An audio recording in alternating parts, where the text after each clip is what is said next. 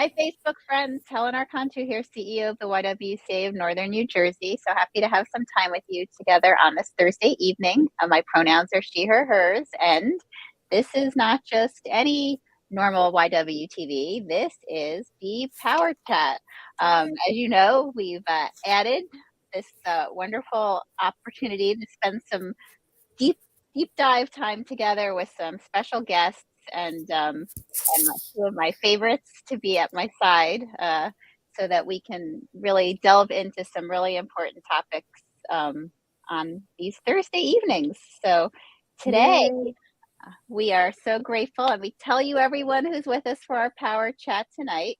So again, so happy to have my co-hosts and partners in crime and so many things that we do together in the organization at the YWCA. We have Miss Rona Vega, who is the founder and CEO of Parent Matters. And we also have, and through her organization, she provides educational tools and resources to families and children from marginalized communities that empower them to succeed. And she's got so many great programs going on that she's involved with. She is everywhere. We will have the link for you here for her website, and you should be following her on her sites as well, her social media sites, to stay connected to her. And you also know another favorite of ours, Miss Shalisa McNeil Burgess. She was the founder and CEO of Freya, a company that creates beautifully designed bracelets that decrease the intensity of hot flashes for women experiencing menopause. I happen to have we had a little good quality time, the three of us, at the Women's Leadership Conference for the YWCA last week. So I know everyone's energized and focused, and we all had our cups filled. And so we are especially ready for this wonderful conversation tonight with our guest, Melissa Bradley, who is the founder and managing partner of 1863 Ventures, a business development program that accelerates new majority entrepreneurs from high potential to high growth.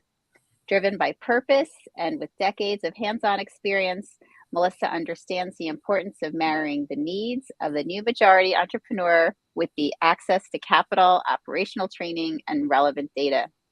She launched a media and entertainment brand, New Majority Ventures, in partnership with Kinetic Energy Entertainment. She serves as a general partner of 1863 Venture Fund, venture partner at Next Gen Ventures, and as an advisor for Rain Ventures, New Voices Foundation, as well as Halcyon Fund. She is a board member of Eureka, a small business platform company that she co-founded and then sold, which we know a little bit about at the YW, so we're going to talk about that, and a small business platform, and as well as Eat the Change, Motley Fool Foundation, and AEO. She is also a member of the Milken Institute, Diversity, Equity, and Inclusion in Asset Management Initiative, Goldman Sachs 1 in a Million Black Women Advisory Council, Launch with Girl Scouts Advisory Council, Fast Company Executive Board, Square and Forbes Small Business Advisory Team, as well as the Target Accelerators Entrepreneur Advisory Council. Melissa is also the former co-chair of the National Advisory Council for Innovation and Entrepreneurship, and was named the 2022 Forbes Over 50 list for social entrepreneurship. She is also a professor at McDonough School of Business at Georgetown University, where she teaches impacting the impact of investing, social entrepreneurship, P2P economies, and innovation. And over the last 2 years, she was commended with the Peter W. Gonzalez Jr. Award for Excellence in Adjunct Faculty Teaching, and the Ideas Worth Teaching Award, which celebrates exceptional courses that are preparing future business leaders to tackle society's largest challenges and create a more inclusive, just, and sustainable version of capitalism. We're so grateful that you could take the time to be with us tonight, Melissa. Thank you so much. My pleasure. Thank you. You could have just easily said Melissa Bradley, wife, mom, serial entrepreneur. She was reading a whole book. I know I'm gonna have to edit whoever sends stuff. But like whoever sends my stuff, we're like, you just need to send one. That's it. Mother, wife, No, we got to tell Well, all the I, goodies, all the goodness. Are you kidding? yeah. I mean, I know Rona Shalise and I always talk about this. I mean, you worked hard for all of that, so Amen. we want to know it. And I I have to appreciate that. say, reading all of, all your kind of extensive background, the thing that I have to say I'm so struck with and I think is so important and so generous of you is that not only have you been doing the work, but that you're teaching to put it back into the next generation. Yes. And I'm an adjunct professor myself, and I people are always saying to me like, how do you have the time for that? And I always say, how do you not have the time for that? Because why would I keep it all in here? And I just am so appreciative that and love that you do that too. Yes. Yeah, on most days it's a lot of fun. Luckily, I only teach MBA students and Master of Policy students, so it's good because what I find is that undergrads are often laser focused on grades, but the master students, they're interested in conversation and I'm sure much like you all, there's the beauty of giving back, but there's also the subtlety of like sharing your wisdom. And so we spend a lot of time talking about racism and privilege. And what does that mean coming from a place like Georgetown University where you are expected to become a global leader? And what does that really look like in this global economy? So it's actually a lot of fun. And they're not required courses, so it's great. So I only get students who show up who are very clear. I'm going to challenge you. We're going to have fun. We're going to laugh. We're going to curse. We're going to cry. But we're going to talk about the real world. So because I think too often nobody talks about what's really happening. So it's a lot of fun. Wow. Absolutely. And I think it's so important in that environment too, to be talking about privilege and to be talking about all the realities that we know are out That's there right. with systemic racism that are so inbred in, I teach in a totally different, I'm a social worker, so I teach in a social work school, That's but needed too. unfortunately, every one of those systems are fraught with systemic racism, as you all three of you have experienced in your work in the business world as well. So it's so important to have someone calling it out and talking about it to make sure that that next generation, goes in with their eyes wide open, to be able to make that change. How else are we going to do it without calling it out and engaging folks? So important. So I guess, being a YWCA, I have to ask about the Eureka program because actually both Shalisa and Rona, although that's not how I met them, but they both ended up becoming involved in our Eureka program and both ended up becoming involved in the pitch competition and both went home, with different award prizes as well, because they're both such phenomenal, business entrepreneurs and creatives as well. But tell us a little bit,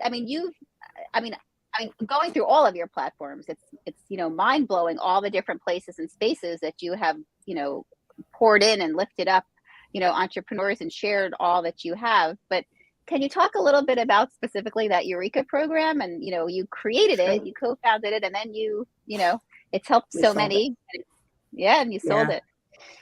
Yeah. It started, Dave and I met at a pitch competition, ironically in Buffalo, and we weren't friends at the beginning. He was a white man from Silicon Valley who kept commenting on all of the women and entrepreneurs of color who were presenting. It was like 200 people. We had to narrow it down to 10. And he kept saying, I don't understand why they're not prepared. I'm like, who are you? And where are you from? And like, what are you talking about? And it resulted in several conversations during the event, being supposedly the celebrity judges, but an ongoing series of conversations around his perception of what does entrepreneurship look like and what is that path versus what mine had been and how very different of privilege playing out differently. I certainly have privilege, but not the same as a white man who grew up in a very well-off household in Buffalo, New York, who had already sold several companies and was running revenue at Facebook, right? The role of education, and obviously the role of gender. And so we had many conversations. And at the time he was actually working at Facebook and he was in charge of launching a small business program. And so we bounced ideas off each other and we ended up implementing it together. We didn't have our name on it, but the ideas around how do you cultivate, how do you enter community respectfully, who do you work with, how do you use intermediate organizations? And fast forward about 6 months, he says, I'm in New York, fly up and meet me for dinner. And he literally says to me, I'm getting ready to leave Facebook to do this. Are you going to join me? I looked at him, I was like, you doing what? Because that was a good job. But I was humbled that somebody who I had now spent a year with, really trying to, I'll use the word lightly, educate them on what does it mean to be a woman or person of color pursuing entrepreneurship, and what are the different needs and supports that he understood. And that the idea was that, yeah, I was running an accelerator, and there's lots of amazing programs out there, including the Y, but those programs can only take but so many people. And so we could not have the impact that we desired. So we set out a mission to help at least 1 million entrepreneurs. And unfortunately, right, that's only through technology. And so we spent 6 months building this tech platform. We raised some venture capital. We launched it, and it fell flat. What we expected to happen didn't happen. And we were like, well, what did we do wrong? Like, we thought we built up trust, but we realized that bringing a for-profit entity into what has historically been a social enterprise market, there was a lot of concern around, like, your guys are going to take all the money. I'm like, we're actually taking no money from the system. We're actually trying to help you. And I think once we had more time to talk about that, we watched our customers grow. And then unfortunately, COVID happened, George Floyd happened. And not only did we have the coaching part and the community part and the content part, now all of a sudden we had capital. We moved almost $25 million through that platform in less than a year. Wow. And so it was amazing to see that we ended up about 20,000 people on the platform, which is huge to us because most people said small businesses will never sign up. I was very proud of the fact that when we sold it, 94% of our entrepreneurs were women and people of color, which no other tech platform could say. And more importantly, I was proud of the fact that entrepreneurs had actually done better because they had gone through the program. We certainly did not want to cause regression. We did not want to be a multi-level marketing campaign. And our ability to be able to work with the Y really started early on, that when COVID was happening, people realized entrepreneurship was taking off. People were looking for alternative sources of revenue. And there were many organizations who needed a home to be able to launch programs and host their community. And so that's how the partnership started. And I'm happy to say, I realize that this is public information, but I'm still working with the National Y, and we're developing a curriculum for startup businesses as well as growth businesses that they're going to post, and we're going to work through recordings, et cetera, that's specifically just for the YWCA. Wow. Well, we could not be more excited about that. And I from the YW perspective, because I can tell you how much that relationship with Eureka has helped so many entrepreneurs through our system. And I also want to say, I really appreciate, you kind of educating, folks. And I have to say, these two ladies on here, Shalisa and Rona, have educated me so much, obviously, through my privilege. I haven't had the personal experience of what I learned from them. And Shalisa in particular, I know she knows this.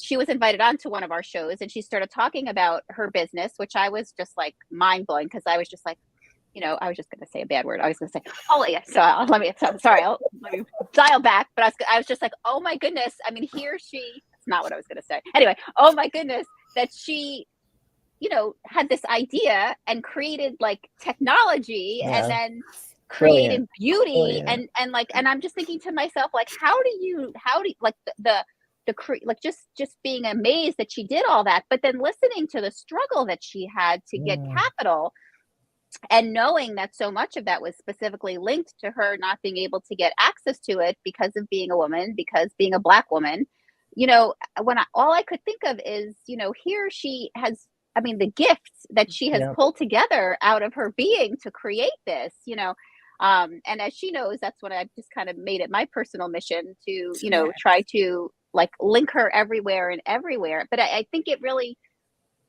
I needed to have that aha moment, and I was so grateful and the generosity of being in that space that she shared it, and I was able to receive it, and then able to it really has fueled our program at the YW, me really being able to now understand that. And I know Rona's been through very similar challenges with trying to lift her business up, but I'll leave it to them to jump in now and talk more. I'm going to tell you how I met Melissa. I'm going to tell you how I met Melissa. So there was this Essence Festival pitch contest, right? Really? And I didn't have any money, right? But I read that the only way to get into this contest was to be there. So me and my former co-founder drove my car from New Jersey to Louisiana just for that pitch contest. It was like 17 hours of driving. And I literally jumped out of my car, ran into the convention center. And I think the first person I came across was Phil and Melissa. And I said, Wow. I just drove all the way here from New Jersey just for this pitch contest. And I came to win. And you ran into the right people, girl. That was God. Melissa was like, who are you? Like, come over here and talk to me. Who are you? Like, crazy. But I just came here for this. And I need this. And I'm winning. I came to win. And I only had the prototype, not even bracelets that you got to see, Helen. I merely had the prototypes made by the engineers that were first starting to help me with that whole design integration. That's all I had. Wow. But Melissa, from that point on, similar to you, anytime an opportunity opened up that she thought I would be good for, she called me up. And I said no to nothing. Like, I wouldn't even know what she was asking me. She said, she called me up. She said, Shalisa, you want to go to CES? Yes. I didn't even know what CES was. Okay. I'm going to tell you, right when she asked me, I said yes. And then I got off the phone. I said, what is CES? I had no idea. I did not know that. Let me just say, when there had to, and you also got there like we were about to just close the competition, and we were like packing up, and here she literally running through this big old Superdome, and we're like, she coming here for pitch competition. You know, we were talking about her, and she gets there, and Phil's there, and he was like, well, we got to give her, we got at least got to listen to what she has to say, and she starts talking, and I was like, oh, okay. Like, this is something. And I have to say, we had literally already gone through the process. It was like literally 10 minutes left. And so we had probably over 350 people that had shown up that day. When we opened that booth at 7:30, we had a line. And we were like, Shalisa has something. Like, this is real. Not only because it was Essences for Women, but like her passion, her drive, the clarity of what she was trying to do, the backup data around why. I mean, it was just huge. And I don't know if she remembers, but Essence is obviously now owned by Richelieu Dennis, and his sister puts this part of the competition together. And she said, this is one of the best things I've ever seen. I can't wait to see how she does. And I said, girl, if you only knew what it took to get her up here. But anyway, so it was wonderful. It was wonderful. That's awesome. Wow. Yes. But I say that in particular, Helen, because I think a lot of times, particularly post George Floyd, people have made the assumption the only reason Black women are being put on as entrepreneurs because of the death of George Floyd. And I think there's potentially been more interest, but trust me, we still ain't getting put on. And so I think it's important to really note that, you know, here is someone like many others who was doing this way before people realized that Black people can run businesses and that Black women actually are the fastest growing segment. And I just think we have to honor that there is a consistent level of passion and persistence when clearly people had told her, no, nobody, you know, people were like, what is, you know, and no disrespect, like white men, like what's menopause? Like, I don't have to worry about that. So I just say kudos to Shalisa, who I think is a proxy for all Black women, and to Rona. I don't think people understand the challenges they have to go through. No, I don't think they do either. And that's why, you know, I think it's so important, and I'm so grateful to all of you to come on and be talking about it, because, you know, it hopefully, you know, engages other women, white men, you know, who do have access to opportunities, capital, relationships, you know, understand that this is a place that we should be investing.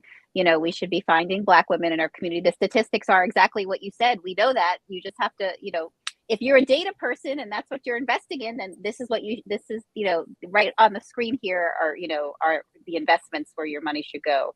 So it's good business sense. It is good. It is good business sense.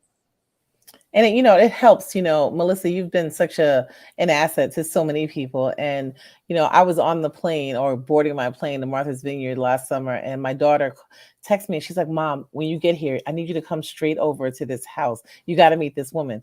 And I'm like, what? So I think her friend was catering. And I get there and I'm like, wait, that's Melissa. So we start talking, and you're like, wait, how do you know me? I'm up here relaxing. And and so all that Black love, joy on your front porch, little tea party at night, and folks just being regular. And you told me, you said, wait, how do you know me? So I said, well, I tried to get in one of your accelerator programs, but I was a little too early. So you whispered in my ear, send me your deck. And I was like, yes.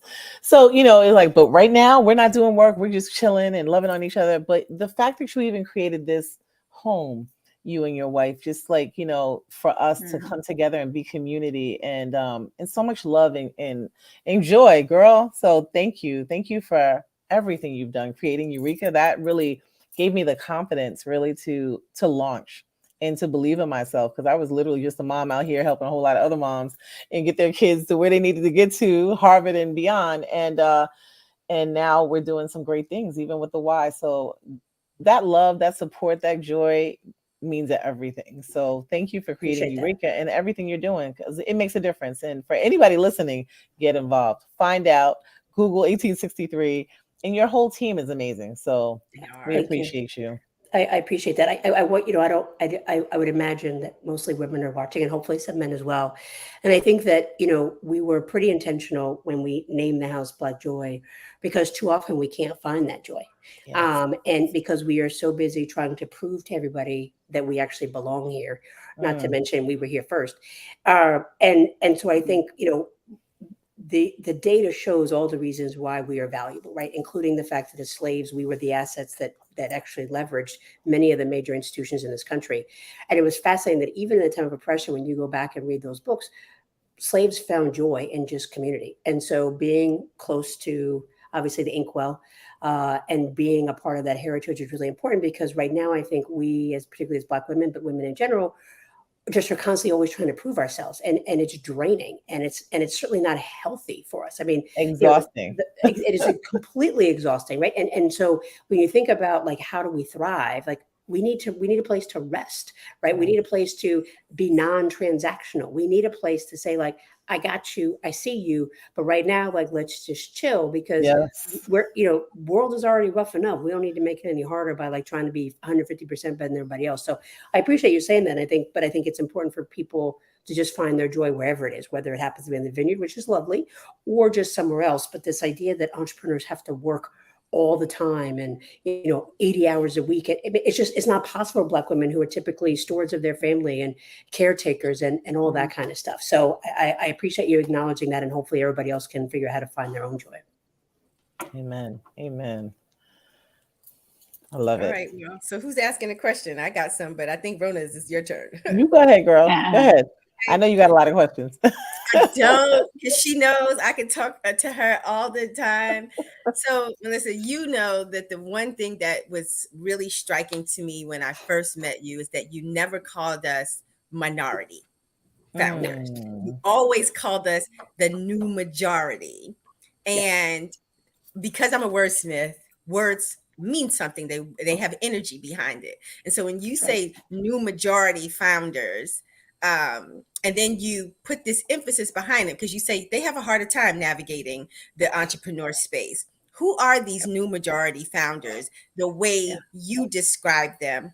And we never ask for a shortcut, right? We never do. No, I've never once said, make it easy for me. It's not that I want anybody to make it easier, but I want the playing field to be fair to me, so that I have an opportunity to succeed and grow and scale. And I definitely believe if I was other than new majority, that I probably would have had a lot more support. But beside that, how do you feel about this, Melissa? Like, what do you think it's going to take for us new majority founders to really get traction in that world of resources? And resources isn't just funding capital, it is access to connections, it is access to resources and knowledge and everything. Like, your accelerators are amazing, but access goes beyond that. So tell absolutely. me what you think about that. Yeah. So, I think you and I share that, right, in terms of understanding the impact of words, and for me as a finance person, the impact of data. And so I was very intentional to say new majority for two very important reasons. Statistically, right, there had been a 40-year decline in entrepreneurship by white men. Pre-COVID, and certainly post-COVID, the fastest growing segment of entrepreneurs has been people of color, but particularly Black women. And so if we're going to talk about a category from an investor perspective, we have to understand the market, and we're very big in market sizing. And so I think language around that market sizing is huge. We are the new majority of entrepreneurs, right? White men are slowly not creating as many businesses as they used to. So the future of the economy is up to us. The second piece is that demographically, we are the new majority, right? States like Utah and other places have already flipped. The minority is the people who enslaved us. And so I think it's important that we use that language because one, language helps people drive their decisions, right? There's a behavioral economic element around how people use words. And the second thing is that I understand as an investor, we're always looking for market opportunity. And so I really wanted to really reshape how they were looking at the investment and financial potential of Black and brown communities by just giving it a new language that speaks to the opportunity around revenue, the opportunity around purchasing power, the opportunity around how many there are. And so I think that was important. And I think it's also been great because it's allowed people to really focus and say what new majority means is historically marginalized and underserved. For us, it's primarily Black and brown founders. Those are the ones growing the fastest, right? Black women businesses are growing the fastest in terms of creation. Latinx businesses are the fastest in terms of size.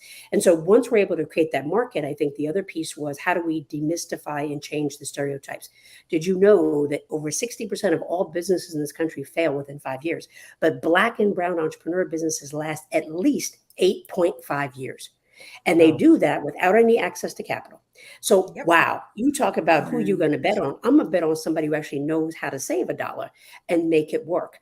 But there's also downsides of that, right? Because we are actually helping to erode the economy when we empty out our pension funds and leverage our home. We're actually taking away wealth that we have rightly earned because people won't give us that opportunity. We also know through data that it costs at least $250,000 more for a Black or brown entrepreneur to start the same exact company as the white peer. So it's important to me to have a frame and to put a sizing around it and then to bring data so that ultimately we can shift that. Having worked in 2 presidential administrations, I am very clear that political rhetoric right now is not going to change legislation that says you have to invest fairly and equitably. It's just not going to happen. So what are other ways that we can move the needle and really begin to persuade people and help them understand this is a viable market segment that has evidence of longevity? And imagine if you gave them capital. Right now, if we had been invested in parity as our white peers, we would have 0 unemployment in the Black community. We also would have over $100 billion of more money contributed to the GDP. So when you're able to frame it and put it in context and have the data, what I'm hoping is that one, that causes people to invest. And the second thing is it changes people's minds that being a person of color is not a detriment. It's actually the greatest asset. It's an asset at about time this country recognizes. Otherwise, the negative draw on the GDP because you've underinvested in us, that's not on us. That's on y'all and your ignorance. Awesome. Amen. Because we have that conversation. And Melissa, so I'm always telling people whenever I hear the few opportunities to talk to institutional investors, because the one thing I hear them say all the time is, well, we know that 80% of our investments are gonna fail, and we just hope that the 20% that succeeds, makes up for the 80. And I thought that was the most ridiculous logic I've ever heard in my life. I was like, so you won't bet on me, who obviously knows how to make $1 out of 15 cents because of how far I had to get with little of nothing. You see my hustle and my drive. You won't bet on me, but you bet on this nonsense over here because it might balance out your portfolio and you hope it's going to work out later on. Right. I don't understand that logic, but I know that we can't just change it by having a conversation, right? It's always the show and the tell. That's right. You just said, even post George Floyd, remember, lots of money started moving, but we didn't see a huge uptick in how much money women of color get entrepreneurs. Like that uptick was like, there's a lot of conversation about how much money there was, but it was always in really tiny increments, not real institutional investment dollars, not in something significant. So what do you think, Melissa, from your perspective as an investor and as somebody knowledgeable about what the truth is behind the whole entrepreneur space on who to bet on and who not to bet on? What is it going to really take to change that?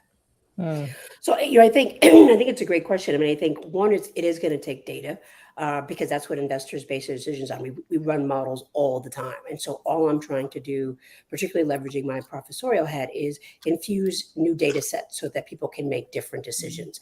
I think the other piece is we've got to demonstrate and really promote success. You made a point about the commitments. Less than 80%, less than 80%, no, less than 20% of all commitments were actually upheld after they were made. So all the promises just fell flat. I'm not going to go why, but they just fell flat. So I think it's important, though, to share that truth about what really happens, because otherwise people make a set of assumptions, and we know what happens when you assume, and the only people that lose is us. But I think what's really going to move the needle is people like you, people like Rona, people like this, right, of being able to demonstrate. Because I think many years ago, a group of us were at a conference, and we were like, we're really sick and tired of the onesies. And people was like, what's that? I was like, there's only one of us.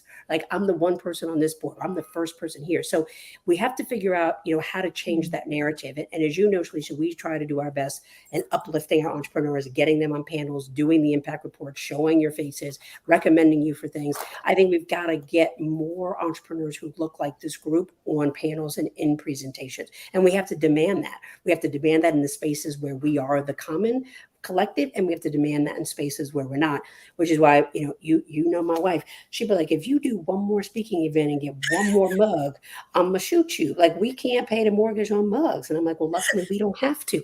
But I think, I recognize that there is this moment in time where people call it a racial reckoning. I call it racial guilt, that we are getting to show up in spaces and places. And so it does mean that some of us have to take an opportunity cost and be somewhere we don't want to be, or fly to a conference where they don't look like us. But I think we've got to figure out, how do we start showing up? Because we have seen, right, this idea of pattern recognition in the venture capital space. The reality is that the relationship is based on social capital. The dollar, the check size is based on economic value. Well, we have social capital. We have amazing social capital, but it's not the same. And so, I didn't meet my first Black CEO until after I sold my first company. And I was like, where you been all my life? And so we have to figure out, how do we connect the dots for each other and say, hey, I know so-and-so, let me put you on, which is why Shalisha said, anybody calls me, as long as I think you're good, because you are the reputation that's going to precede anybody else that I recommend. We've got to be willing to knock down the door. So I think we've got to keep the data flowing. We've got to show up more, even if it's inconvenient for us, to create and change that narrative. And we've got to be willing to invite other people on the journey with us and stop these onesiness of showing up in conferences or boards or boardrooms or whatever the case may be. Wow. Well, that leads me to my question, your why. Oh my goodness. Why do you go get that mug, right? I know Alexandra's like, what are you doing? But, passion is everything, right? And it helps us it keeps us going. It definitely keeps us going. Yeah. So your experience in the startup tech space is vast. I mean, just incredible. And we've shared all these great highlights from your bio, but we don't really know your why. Why have you devoted so much of your time, your career, your expertise to building opportunities for entrepreneurs and founders that look like us? My why is threefold. I grew up in a single parent household. My father died of a massive heart attack when I was 3 months old. My mom dropped out of college to take care of her grandmother. And so she had a job as a comptroller. And then she cleaned houses on the weekend. And I will always vividly remember going to the houses that she cleaned, which were mostly wealthy white people. And I would go and I would hang out with their kids, and we were friends. But I would sit there and go, I don't understand. This kid ain't no smarter than me. This kid is playing video games all the time. But why do they have more than I have? And so very early on, without knowing what to call it, I understood this issue of race and class and how they intersected, and sometimes they didn't.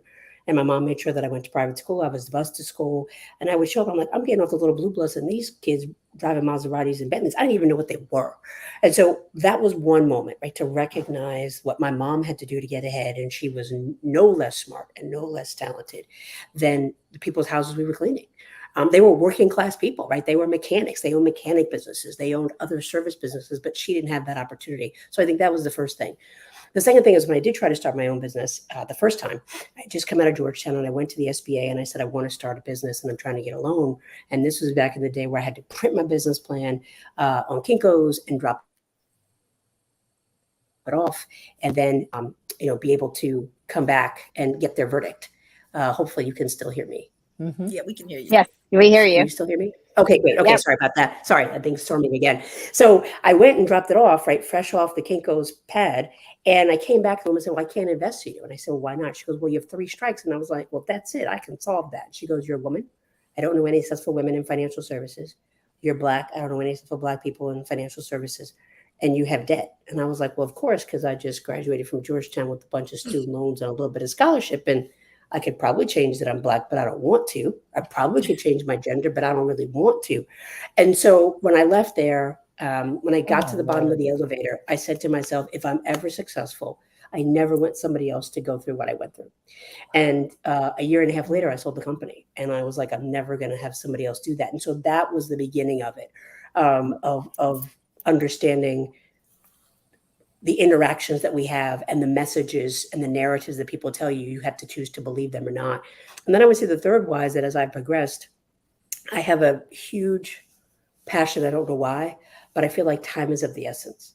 Right? I feel like that there's a unique moment in time where, probably because I've served in 2 presidential administrations, I truly believe that we have been for the past 10 years at the precipice of either getting this right in society or getting it really, really wrong. That if we continue to isolate and ignore a huge economic engine being Black and brown people, that we're just going to undermine the entire society. And the fact that Citibank would come out with a report that said racism costs $16 trillion. I know racism exists. But I think because I'm such a numbers person, I'm hopeful that a number of that magnitude would scare the most pessimistic racist people, because at the end of the day, it's not us who's going to suffer. It's everybody else who is against us. And so I'm really feeling a sense of urgency now as we see political systems and other things going to H in a handbasket. But I feel like the good in everybody would want to say, why would I give up that value in making this country great like it used to be, just for the sake of holding people oppressed and hostage in what the color of their skin or their gender. And so it could be just plain old naive optimism, but I would say it's a combination of a smack in the face of, I don't understand why I don't have what other people have, a reality of what I had to experience, and just being so horrific and intellectually and emotionally just damaging for a minute, but having a mom saying, go to listen to her, just keep on going. And then hopefully being optimistic that because the numbers speak to the truth, people will catch on. Wow. Well, thank you. Thank you for sharing that story. Wow. And thank you for being so passionate and willing to give back, because you could just be doing all this phenomenal stuff and not even thinking about all of us still in the race trying to, get there. And it means a lot. You're such a role model. And on those dark days, Helen and Shalisa knows that I've had them, just keeps me going. And knowing that folks like you are in my corner. And your team, I have to tell you, I was too early when I applied to one of your accelerators a few years ago, but your phenomenal team built me up in such a way. And those conversations, even though I did not get into the program, they still spent a great amount of time talking to me individually and sharing so much great stuff. And I think one of the things that moved me the most was, well, first of all, I did a lot of stuff for free for a long time. And I'm not ashamed of that. But I can't remember who it was, saying to me, you have to be successful because of what you're doing makes such a difference, but also because you have to create jobs for other Black people. That's right. And I want to say that this is a historic week for me because I paid my first Black employee this week. So I'm just like, yeah. I took a selfie in front of the bank and everything. And, because awesome. Look, I'm a girl from the projects in New York City. Money was, I had that, it was the root of all evil. I was a little afraid, right, of being a CEO, of being having a whole lot of money. So there were a lot of mindset changes that had to happen with me. But that conversation really set it. Even if I wasn't thinking about myself and making money, I was like, wait, I'm responsible for someone else being employed, a whole lot of other people. So I got to do this and I got to do it right. So thank you for that. I do have another question. So tell me, can I just say one thing to that, though, if you don't mind? Yes. So I hope that everybody's familiar with Honey Pot, which is a huge feminine hygiene brand all over the place. And I remember you just reminded me of something, Mona. I remember having a conversation with Sai, who's a dear friend of mine, who is the chief operating officer of Honey Pot. And he had just come off of COVID and we had sent him food and we would call and he was coming out of it. And we had like a 2-hour conversation. The summary of that conversation was one of the reasons why we all do, the three of us in particular, but all of us do what we do, is because for Black people, entrepreneurship is not a competitive sport. It's a team sport. We come from a culture that cares for its elders, cares for its children, and cares for each other. And it's one of the reasons why this concept of entrepreneurship, the way it's presented in this capital society, is so hard for us, because that's not our origins. And so we are innately just driven by what do we do for the community. And it's painful to see people being extracted from that or being forced to not honor that, which is why I think it's an emotional burden and a cultural burden to be a Black entrepreneur in the United States, because it's counter to everything that we have learned. And so it's partly why we are very clear to say, this ain't about us, right? This is about the community, however you define it, because I truly believe we have to get back to what caused us success when we were on the continent. And certainly when you think about what happened in Tulsa, that was not because one person was trying to do better than somebody else. It was because we recognized our survival was inextricably linked to everyone else's well-being. Amen. Wow. Wow. Yep. Yes. Oh my goodness. Okay. So I need to ask you, what's next for you? You know, you're constantly elevating yourself, your roles, your relationships, providing more opportunities for new majority founders. Can you share what's coming down the pike, you know, that our viewers who are currently or aspiring entrepreneurs should be looking for or looking out for? So I'll start with the basics. We have more programs coming. We have a program that's open to anybody in the DC, Metro, Maryland, and Virginia area that closes next week. We're doing a partnership program with Square where people will get $25,000 if they participate. So we have a lot more programs coming in the pike, and we're excited about that and starting to do a lot more work in the spirits business, which is very exciting to me. We're also putting together another fund. So we're going to be actually starting a fund 2 that's going to be focused on food and spirits, since there's a dramatic increase in the number of people of color who are entering the food business, whether it's direct to consumer, frozen, packaged goods, just whatever, and obviously spirits. We've been able to identify several hundred Black distillers and spirit makers, and obviously after the huge success of Uncle Nearest, it's now how do we uplift many more like that. I'm also going to be leading a new fund. It'll be a $50 million fund focused on Series A. One of the things that came out of George Floyd was that more Black GPs were able to enter the scene, which has been amazing. And now you have at least 100 of us, which we never had before, if not more. And what's happened is that most of us came in to fill the gap that existed then, which was that friends and family round, right? That Shalisa and I have talked about quite a bit. So it's great. Now we have more, not enough, but more Black founders who have been invested in. But instead, where the challenge was getting started at the friends and family, now we worry they're going to fall off a cliff because there's no Series A to catch them. And so we've created a set of expectations, but then there's really still a hurdle, as Shalisa mentioned earlier, of how do they get follow-on financing. So we're specifically standing up a Series A fund so we can help these entrepreneurs get to a level of scale and then ultimately be acquired, which would be amazing.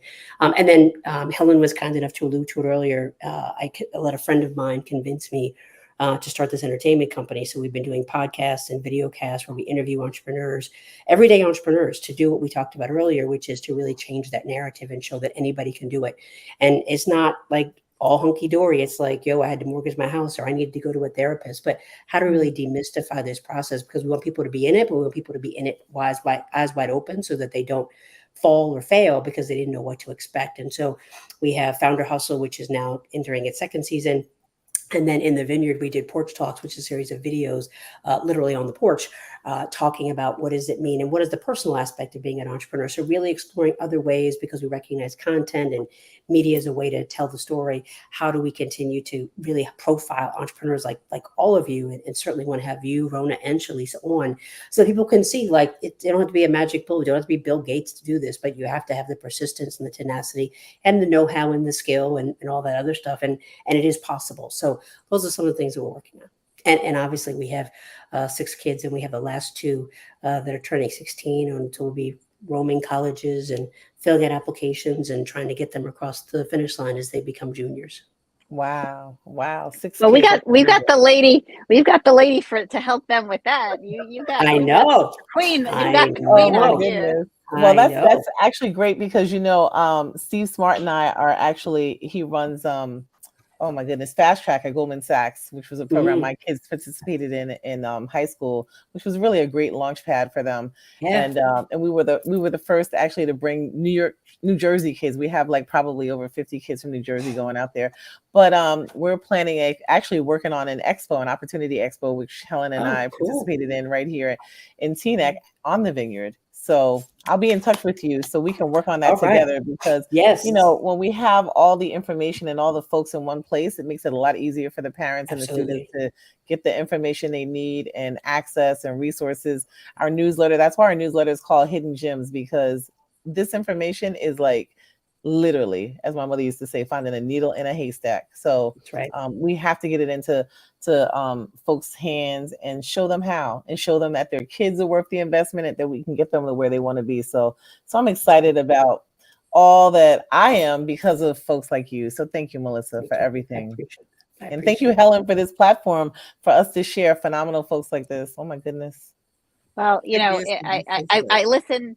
You know, listening to this conversation, and, you know, for me, I don't understand this, because I feel like it's humanity to lift everyone on this, you know, everything you're talking about up. But, you know, from a business perspective, you know, you've, you know, outlined it as well. You know, Melissa, I have to ask you now that, you know, I'd be remiss, I think, getting off and asking you, you know, obviously I'm in a position as the CEO of the YW, you know, running an organization that focuses on eliminating racism, being a white woman, you know, obviously, you know, in that space.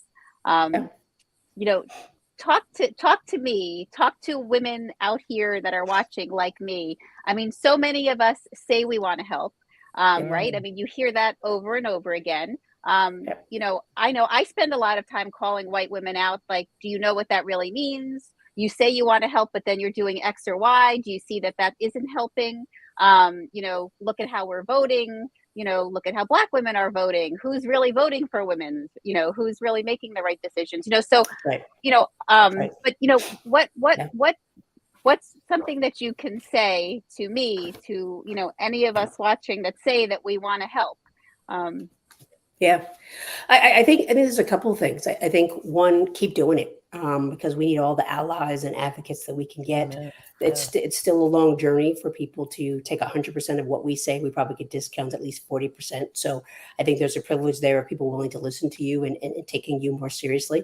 I also would say I find that data drives it. So I think, you know, keep doing what you're doing in terms of calling people out, but also think about folks where calling out may not work, and how do I inform them?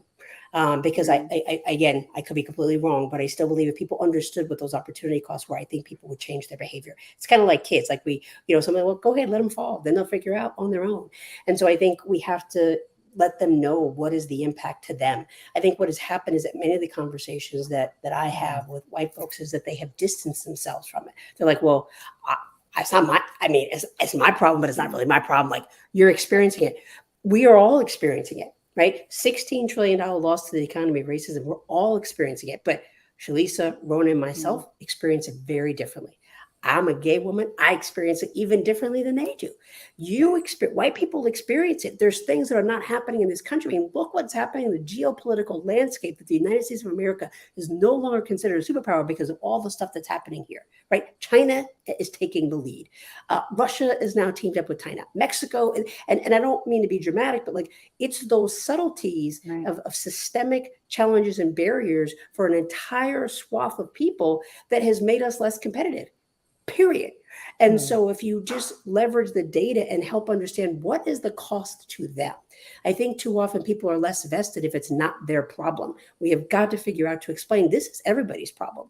And actually, it's not my job to tell you, because I already know how great we are. I already know what value we bring. How do we help people understand what is being lost by racism in terms of access to transportation for everybody? What is being lost in the education system? What is being lost from job? I mean, Black people don't only hire Black people.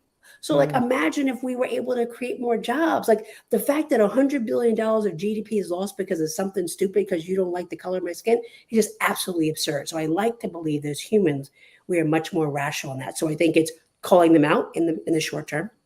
I think it's telling them stories along the way so they have a connection to people like Shalisa and Rona and many others. And I think it's holding up a light and saying, don't we all want a better America? Don't we all want a better New Jersey? Then the only way we're going to get it is if we stop fighting with each other and fighting over resources and understand that everybody in this country, everybody in this state has the opportunity to bring value if we give them the opportunity. And how much better most people's lives would be if everybody had a chance to equally participate in contributing to the economy. Yes. Amen. And let me also ask you, talked about you talked about the concept of onesies, right? About, being on boards and being in places and being in spaces, and I also see that as a place where, I heard you say that, and, I see that as my responsibility to keep pulling, Black women, with me. And any woman who's not white, with me, where I am. Can you talk about that for a minute? Because I do think that that's a very tangible, concrete action that, Absolutely. Any white woman or white person, but, we end up, as you said, speaking to a lot of women, on our platform here, again, when I hear white women say, I want to help, I mean, I feel like that's so concrete. Yes. Yes. So wanting to help is concrete. I think I hear that a lot, but then they don't know what to do. So I think, I think there's a nuance between mentorship and sponsorship, right? Mentorship says you want to help me and tell me how to do something. Sponsorship means you are willing to sponsor me to be in the places and spaces that I should be, and I have not been allowed because of my gender or my race. And so, for example, when I sit on a board and I say, I'm about to get off, but I will not leave until it's replaced by somebody who looks like me, and I will help you find them. Or if I go somewhere, I'm like, okay, I'm coming, but I need to bring these other people with me. I'm even willing to pay for them, but I need to bring them with me. And so I think that is an excellent point and a very concrete step that we show up in places and spaces. Think about the last time you were there and go, did I see any diversity? Well, let me bring them along, right? I grew up in New Jersey. There's always a ball. There's always some affair. Buy a table. Because what's happening in those rooms that we are not is the building of social capital that reduces the cost for us to be able to advance personally, advance professionally. So I think that is an extremely concrete step, but to be intentional about it. And also not just bring people along to bring them along, but say like, hey, here's 3 or 4 opportunities. What do you need? Oh, what you need that? You know what? I know that person. I know the person who's the bank manager. We're actually going to lunch. Would you like to join us? Or they're being honored at this event. Why don't you come along and I'll make sure that you get introduced. And you don't introduce and walk away. You introduce and you promote and you talk about how amazing Rona is and how phenomenal she is. And sometimes this even help them make the connection, because what happens in that moment is that you are providing the signal effect that says they are okay. And that is huge, because we do it for each other as Black people. Like, oh, they're good. We need other people to give this signal effect across race and gender lines to say they're good. And it is worth you investing their time. Because a lot of this is completely done out of fear and ignorance. And I think if you can reduce the fear and you're willing to educate them about their ignorance, I think a whole bunch of stuff can change. Wow. And we are so blessed because Helen, oh my goodness, how she does a phenomenal job of connecting us, promoting us, and putting us out there. So we need more of you. We need more of you, Queen. Yeah. Well, I just have to say, I they know me, my wheels are spinning. I'm already planning a workshop for white women about sponsorship and how to do it, because you know what? I get sick of hearing white women say, what can I do? I don't always know what to do either, but I turn to women who, like Rona and Tashlees, and say, what do you need? And, and that's where you figure it out. So can I just jump in right quick and just say, I think part of the problem is also we think that we're different. You know what I'm saying? Because we think that we're different, because we keep saying things like Black women, white women, right? That means that what gets promoted is the skin difference, as opposed to the 99.9% similarity we all have, because every human being shares 99.9% of the exact same DNA. And it's that 0.01% that makes up individual differences that goes less than that when you share ethnicity. So if we actually started thinking, I'm a woman, what's important to you as a woman?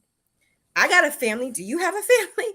I want my kids to have the best opportunities. Do you want your kids to have the best opportunities?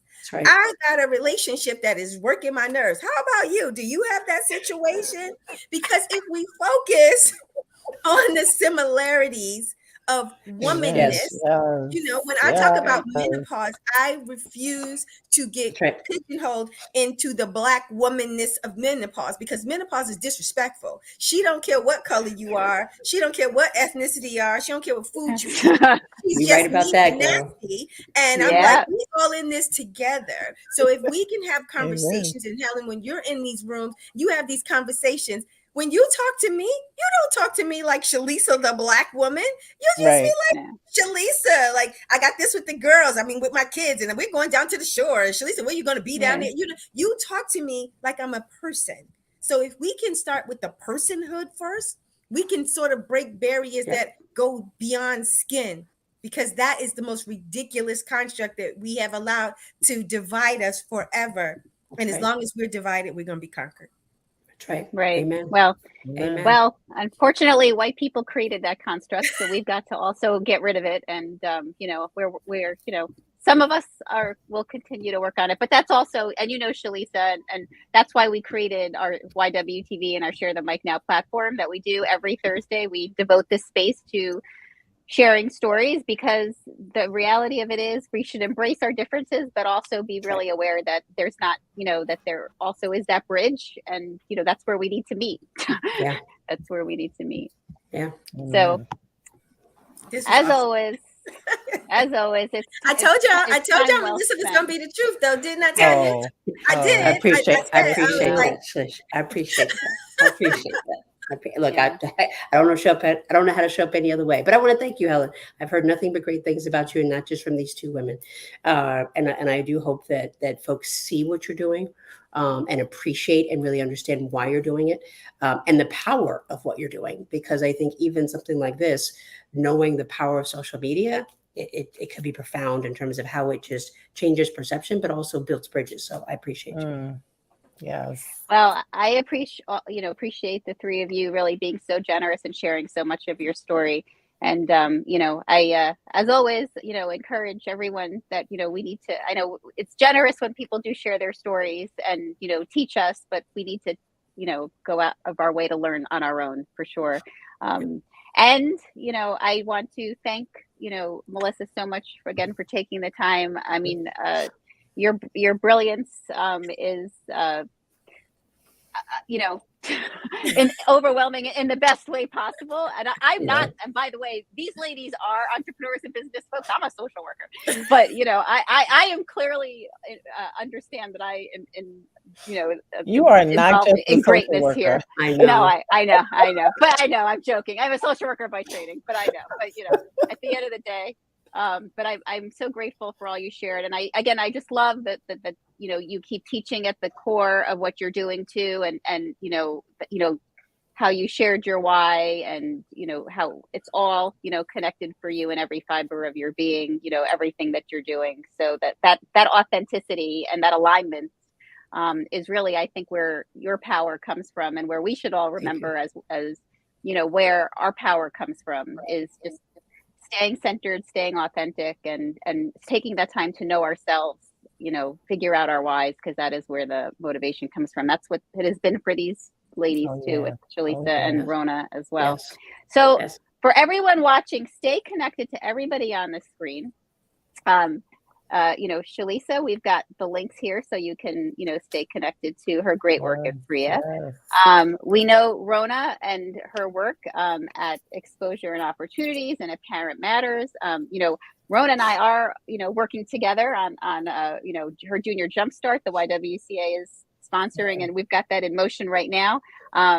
And I'll also say too, for those of you watching, join us on April 19th. We have our Racial Justice Awards. Last year, Rona was one of our honorees. This year, we have 5 great honorees. Every dollar we raise at our Racial Justice Awards goes back into our racial justice programming. So buying a ticket is an investment in exactly what you're seeing happening here in this work. So please consider, we've got the link here so you can buy a ticket. If you can't come, just make a donation. That's good too. We'll take it and we'll put it to good use. And every, you know, wonderful, amazing program that we talked about, from 1863 Ventures to Eureka and all the great initiatives that Melissa is connected to, we have all the links here for you to connect to them and learn more. And I think one of the things that is so amazing is that people like you, Melissa, are approachable, And, whether someone's chasing you down after driving, a gazillion hours from New Jersey, or showing up on your porch, whatever it is. And it's a good reminder for sure that we should all, keep ourselves available to help. I'm glad you said that, Helen, because that's a really good reminder for all the women entrepreneurs and any entrepreneurs that are out there listening. Keep going. I mean, I those words echo in my ears from all the folks who supported me, but and I know it's hard. That is an understatement. It's lonely and it's a tough space, but understand that we're here. There's support. I almost feel like sometimes that along the way that mentorship is more important and community is more important than the money. And so find your people, find your team, write it out, who you need. They will show up. Trust and believe, and get supported, get connected to us, and let us help you figure it out as we're on this journey with you. Just don't give up. Don't give up, because we need you. That's right. Yeah. And Helen, I don't know how many people are watching or how this works. I'll be honest with you. For anybody who's watching, or if it's recorded and they hear, I'm challenging whoever is watching to sponsor 5 tickets for a woman of color to attend the show. You tell me where to send my money. I will send 5 tickets, and I want everybody else to match 5 tickets. So people who would not have been able to come to that beautiful museum in Montclair can now come. Oh, I love it. Thank you so much. Thank you. Look, I want the room full because, as these ladies know, I actually started the Racial Justice Awards, almost 10 years ago now, when I joined the YW, because I wanted to create models in the community of people that were eliminating racism, and organizations and businesses that were working to eliminate racism, so people could know that they could do it too.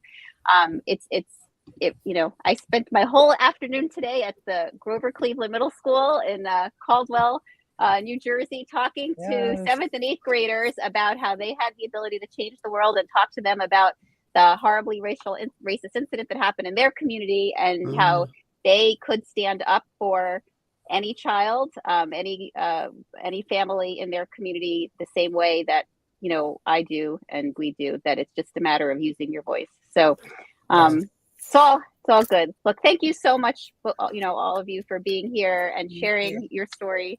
And for everyone else watching, and the way it works, Melissa, is, and this is what I say to everyone always watching our shows, is that this is about sharing information, and those of you watching, you're part of this. So take something you learned here today, integrate it into a conversation that you have with someone.